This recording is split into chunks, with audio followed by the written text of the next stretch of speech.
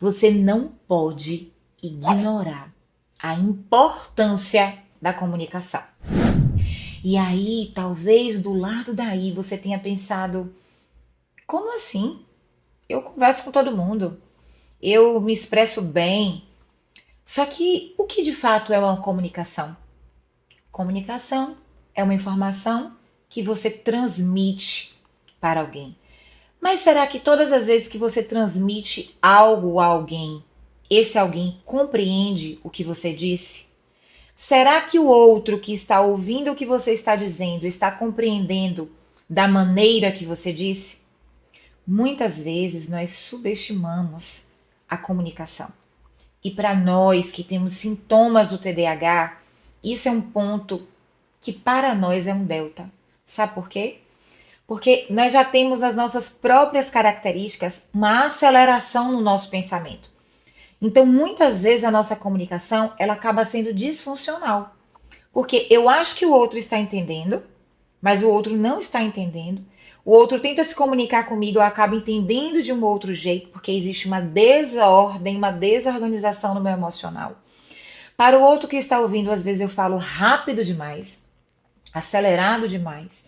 E eu pude experimentar isso aqui dentro da minha casa, com a minha vivência, com a minha realidade, né? Por isso que logo no início eu falei para você que desde a pandemia eu faço terapia e eu aprendi que eu precisava considerar a comunicação. Primeiro que a comunicação não é apenas quando você verbaliza ou oraliza palavras e sentimentos. Existem várias formas de comunicação. Por exemplo, eu me comunico com o meu corpo, eu me comunico com gestos, eu me comunico com o olhar. Quantas vezes o seu olhar fala? E se você tem filhos, o seu olhar, ele não fala não, ele grita. Então, a maneira de nos comunicarmos não é apenas com as palavras.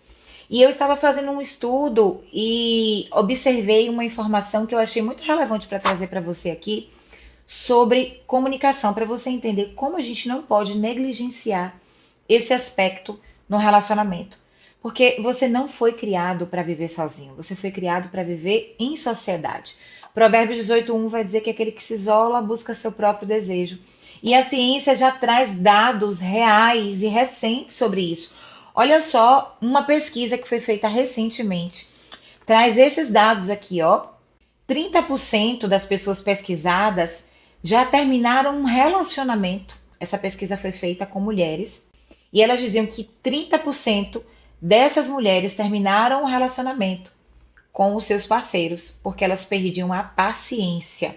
Elas não conseguiam tolerar, suportar, elas não conseguiam ter a calma de ouvir ou de entender as posturas que eles tinham. Porque, volto a dizer a você, a única maneira de comunicar-se é falando? Não.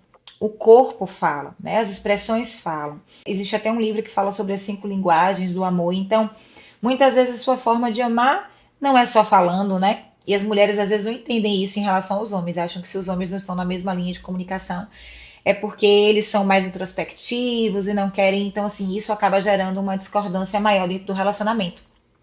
Dentro dessa pesquisa, 25% das mulheres sentem que os relacionamentos não vão durar porque elas precisam tomar decisões importantes, quando na verdade essas decisões deveriam ser tomadas pelo homem. Olha como a falta de comunicação ou como a comunicação não eficaz, não eficiente, truncada, acaba gerando rupturas em relacionamentos. E eu fiquei estarrecida com esse último dado. 46% das mulheres que foram entrevistadas sobre a maneira de se comunicar, lidar com o outro, disseram que elas terminaram o relacionamento porque elas se sentiam mais mães dos companheiros delas do que parceiras, namorada, noiva, esposa. Então, por que eu estou trazendo essa questão da comunicação?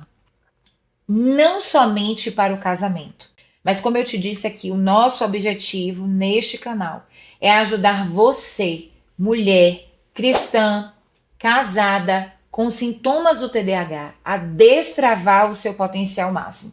E talvez hoje a sua casa esteja meio que revirada, de pernas para o ar, porque a comunicação com a pessoa que convive com você esteja truncada.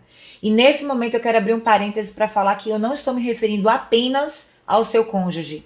Eu estou me referindo também ao seu relacionamento com os seus filhos. Hoje eu não vou me aprofundar no relacionamento com os filhos, porque nós temos aí um vídeo que vai vir recheado de dicas, de estratégias para lidar com os filhos. Se você tem o sintoma do TDAH, se ele tem como mediar na adolescência, traços da adolescência. Mas eu não poderia deixar de falar. Porque, na verdade, quando a gente fala de comunicação, a gente está falando de relacionamento. O outro não está dentro da nossa cabeça, ele não sabe o que a gente está pensando. Então, você precisa verbalizar.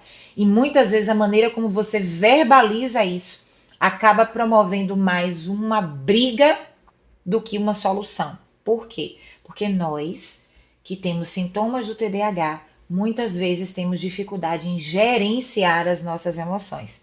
E nós acabamos ouvindo uma informação que às vezes é dita sobre algo que fizemos e tomamos como se fosse nosso, do nosso ser pessoal. Está falando de mim. Me esforcei tanto e não me valorizou. Fiz isso e não nem disse um obrigada. Então, assim, você, mulher, não pode cometer esse erro dentro da sua casa. Você não pode permitir que a comunicação se perca.